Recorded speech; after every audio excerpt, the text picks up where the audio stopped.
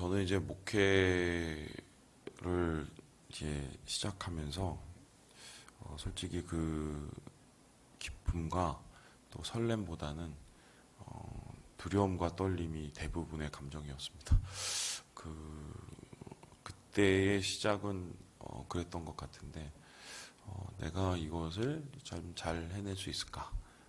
그때 잘 해낼 수 있을까라는 생각은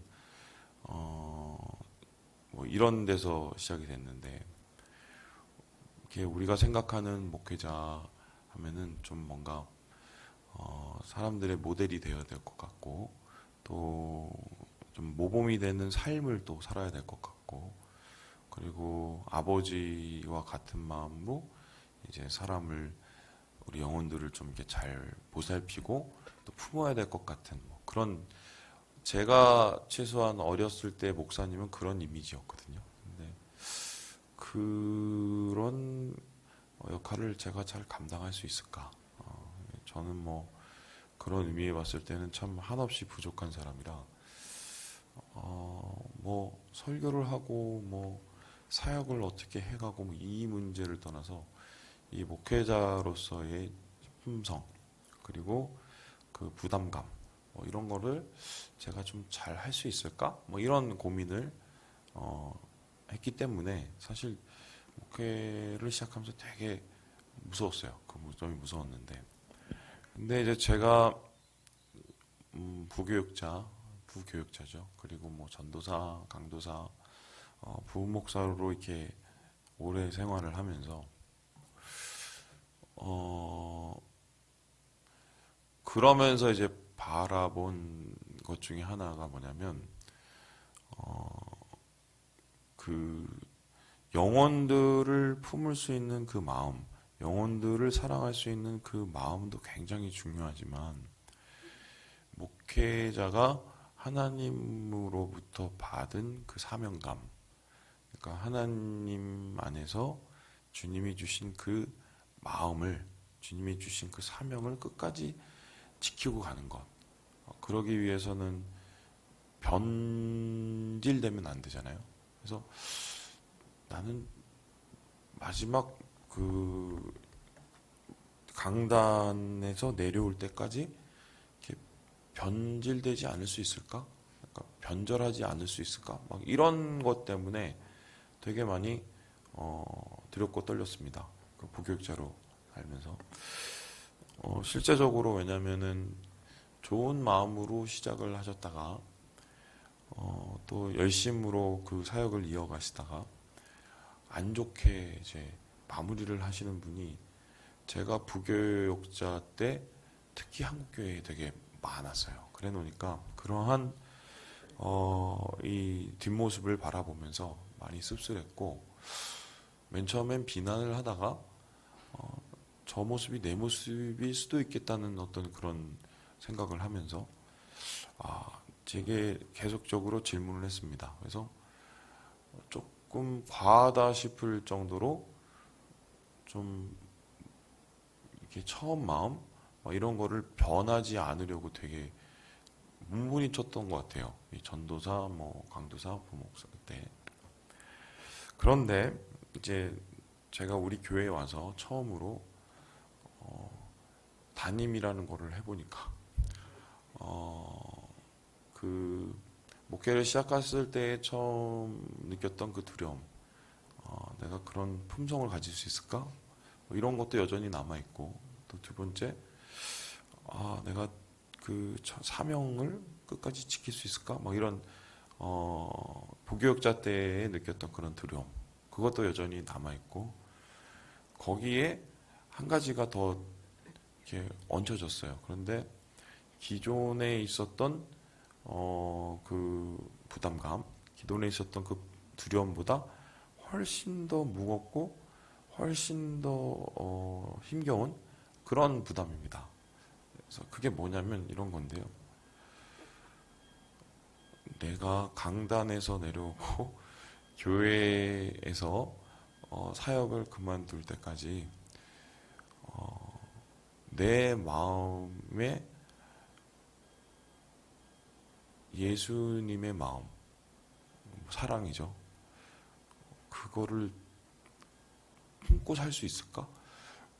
이런 거예요. 이게 무슨 뚱딴지 같은 소리인지 이제 궁금하실 텐데, 어, 사역을 시작할 땐 다 좋은 마음으로 시작을 해요. 그리고 하나님이 주신 그 사명을 가지고 뭔가 주님이 주신 아름다운 것들을 만들어 보려고 다 노력을 해요. 그리고 아마 처음 맡겨진 그 영혼들과 처음 맡겨진 그, 이 자기의, 사명, 거기에 대한 또 사랑과 충성이 대단합니다. 그런데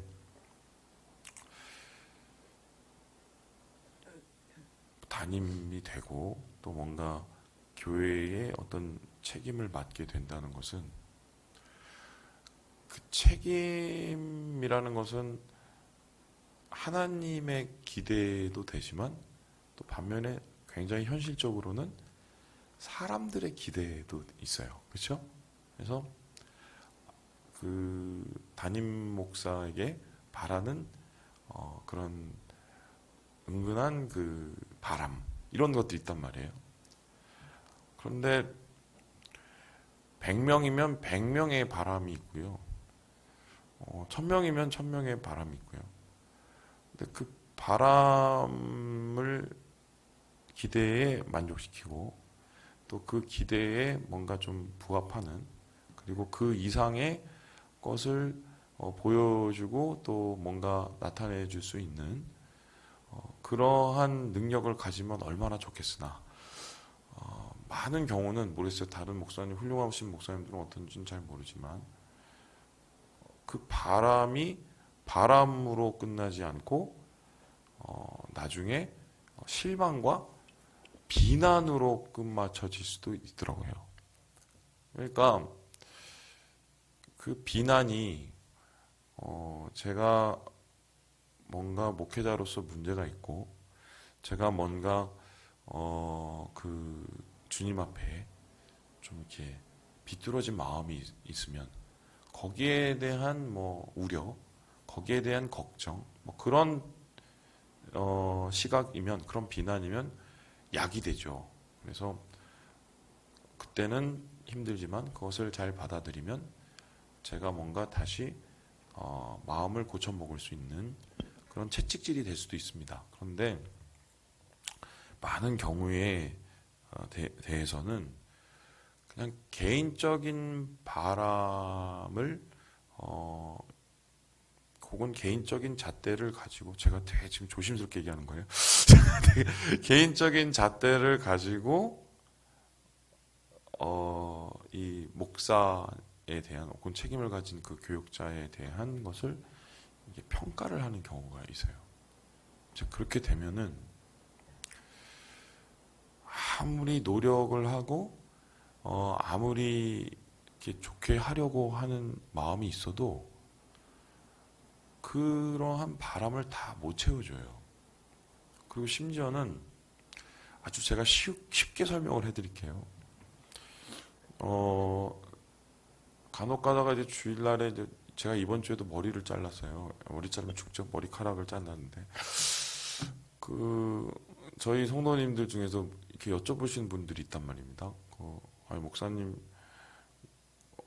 왜 목사님 항상 머리를 그렇게 하세요? 이렇게 얘기를 해요. 그래서 예? 그러면 이게 너무 올드하다고 그래서 좀 이렇게 영하게 이렇게 하셔도 괜찮을 것 같다고. 예, 그러면 이제 그 소리, 이게 진짜 실세예요. 그 소리를 듣고 이제 좀 이렇게 영하게 하면, 목사님 좀 너무 이게 자연스러워요. 그거 말고 좀 그래도 저 예배인데, 이렇게 저번 주 머리가 훨씬 낫어요. 그래요? 이제 이게 뭐 단순한 얘기예요. 그래서 이게 나중에 하다 보면 제 머리가 이게 제 머리가 아니고, 예. 나중에 굉장히 혼란스러워지죠. 이거 아주 단적인 예고요. 그래서 저는 이제 아예 표준을 정해서 7대3 내지는 6대4로 표준을 이제 정하고 있어요. 이게 제가 말씀드린 이건 제가 좋아하는 머리는 아니에요. 이제 그건 버렸어요. 근데 뭐 이런 작은 것부터 시작해서 뭐 제 언어 습관 또 아니면은 뭐 제가 여러분 아시겠지만 사실 이렇게 굉장히 막 상냥하고 막 그 따뜻한 말을 이렇게 잘 못해요. 옛날보단 정말 많이 좋아진 거예요. 저희 아내한테 한번 가서 여쭤보세요. 그게 막 그럴 때 제 안에서 막 진짜 오그라듦이 있어서 그걸 제가 잘 못 참거든요. 그리고 그 또 이제 저는 일이면 일이고 이면 이지 그걸 일을 뭐 10처럼 포장하고 일을 뭐 100처럼 이걸 진짜 저는 잘 못해요.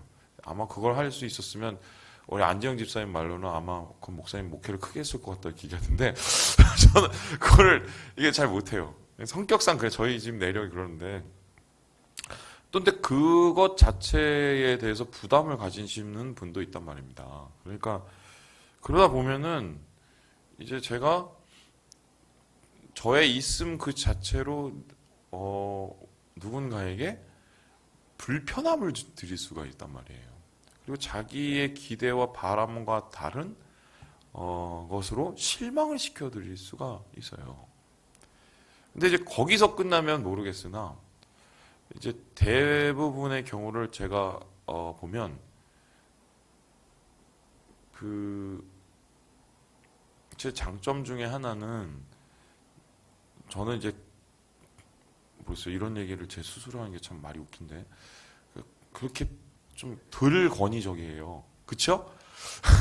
덜 권위적이에요. 제가 제가 제 또래 목회자 중에 정말 덜 권위자적이에요. 덜 권위적인데 이게 전 장점이라고 생각하는데 이게 또 단점이 뭐냐면 그래서 좀 저를 쉽게 대하는 경우가 있어요. 예, 제가 진짜 솔직하게 얘기하는 거예요. 그래서 그러면 제가 솔직히 기분이 안 좋을 때도 있을까 없을까요? 의외로 되게 많아요. 그래서 그걸 가지고 이제 저희 아내랑 이렇게 얘기를 하면 저희 아내가 뭐냐, 아니 오빠가 원래 그러기로 작정을 했는데 뭘 그걸 가지고 남을 탓해. 권위를 안 세우기로 했으니까 권위를 세우지 말라고 저거. 오빠가 택했잖아. 이렇게 저희 아내가 또 아주 그냥 굉장히 팩트 폭행을 해요, 저를. 하는데 그래도 솔직히 마음이 상한 건 사실이거든요. 그래서 막 말 한마디, 누가 이렇게 저를 바라봤던 그 시선, 그리고 어떤 표정 하나, 막 이런 거에 마음이 꽂힐 때가 있어요. 그러면 그것으로 생겨나는 좀 마음속에 불일 듯 올라오는 막 그런 감정들, 또 때로는 그 미움으로 발전도 하고, 때로는 그것이 분노로 발전하고, 그러면서 사람이 싫어져요. 이게 목회자가 사람이 싫어진다는 게 참 우스운 얘기인데, 근데 여러분 믿으셔야 될 게 이게 저만의 문제는 아니에요. 대부분 목회자들이 이걸 경험하고 있는데, 그런데 진짜 사역자와 가짜 사역자가 여기서 이제 드러나는데, 진짜 사역자는 이거를 뛰어넘어야 되거든요. 상처를 받아도 쉽게 설명하면은 고슴도치가 있어요. 고슴도치가 자기 새끼를 막 삐쭉삐쭉 서 있는 자기 새끼를 안아줄까요? 안 안아줄까요? 예? 안아주죠. 그거 안아줘야 어미고 아비잖아요. 그죠? 그거를 해야 돼요. 그거를. 근데 막 이렇게 좀 좋은 마음일 때는 그렇게 해야지 막 해요.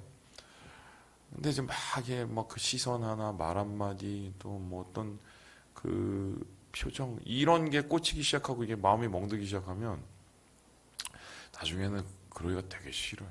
네, 되게 싫어요. 그러면서 제가 지금 한 5년 6년 됐는데도 이러는데 이게 10년이 되고 20년이 되면 또 벌레가 있네. 제 마음 속에 사랑이 얼마나 남아 있을까? 막 그게 진짜 되게 요즘에 두려워요. 근데 이런 고민을 제 주위에 있는 목회를 하는 친구들 중에 비슷한 감정을 느끼는 친구들이 있어서 그런 얘기를 나누거든요. 오늘 바울의 얘기가 바로 그 얘기예요. 이게 뭔 뚱딴지 같은 소리나 싶으시겠지만 바울이 고린도 교회를 세우고 고린도 교인을 위해서 기도하고 고린도 교인을 위해서 열심을 다해서 섬겼거든요. 그럼에도 불구하고 분명히 바울은 고린도 교회와 교인들에게 말할 수 있는 권위도 있고 주장할 수 있는 분명한 그 위치에 있지만 그것을 요구하지 않았어요. 왜냐하면은 바울은 그래도 예수 그리스도의 마음을 본받고 예수 그리스도의 십자가의 모습을 본받아서 낮아지는 이 권위, 주님을 높이는 이 종의 마음을 가졌기 때문이거든요. 그런데 이러한 바울의 모습을 지금 고린도 교회 교인들이 와, 우리 바울 선생님은 참 대단해. 저런 권위를 가지고서도 권위를 내세우지 않고 또한 저러한 위치를 되면서도 저런 것을 주장하지 않는, 야, 정말 대단하신 분이야. 그리고 저렇게 능력이 굉장히 많으심에도 불구하고 저 능력을 사람들한테 자랑하지 않고 정말 대단한 분이야, 겸손한 분이야, 이렇게 칭찬하시는 분도 있겠으나 대다수의 많은 적잖은 분들이 어떻게 했느냐? 우리 함께 한 두 절만 읽어보도록 하겠습니다. 예, 우리 7절의 말씀을 같이 한번 읽어보도록 하겠습니다. 7절의 말씀입니다. 7절의 말씀 시작.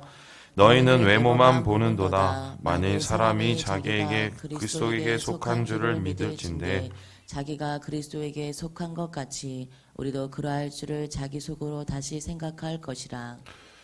겉으로 이렇게 좋은 말로 타이르고 이러는 걸 보고 아, 저분은 권위가 있음에도 참 겸손해 이렇게 안 보고요. 쫄부야. 저 사람 굉장히 겁이 많은 사람이야. 겁쟁이야. 그리고 겸손한 태도로 자기에 대한 것들을 나누는 모습을 가지고 뭐라 하냐면 아유, 저 사람은 박력이 없어. 예, 막 이 바울의 마음을 정말 엉망진창으로 그냥 스크래치를 내는 거죠. 심지어는 나중에 어디까지 가냐면 저 사람이 그러고도 이 사도가 맞아? 이런 것까지 의심을 하게 되는 거예요. 그래놓고는 이 사람들이 뭘 하냐면 이 교회를 세우고 이 교인들을 세운 건 바울이고 바울은 영적인 아비고 이들을 품고 있는 자고 포기하지 않는 자도 바울인데 옆집 아저씨를 아버지처럼 여기고 사는 거예요. 네. 저기 유대에서 건너온 옆집 아저씨를 그냥 자기 자랑에 겨워서 막 가짜 권위의 카리스마에 묻혀 있는 그들을 아버지처럼 섬기는 거예요. 지금 바울이 그렇게 대못을 이제 박혀 있는 거죠. 이 상황 속에서 그러면 이제 바울은 어떻게 하느냐 얘기했을 때 오늘 바울은 이렇게 얘기를 합니다. 우리 함께 18절 읽고 마무리하도록 하겠습니다. 18절입니다. 시작.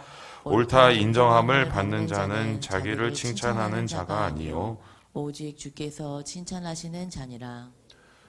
바울이 이러한 어려움을 이겨내고 이러한 비난과 주변에 있는 이러한 여러 오해들을 이겨내고 예수 그리스도의 마음을 지켜내는 유일한 방법이 뭐였냐면요, 본질로 돌아가는 거예요. 무슨 소리냐?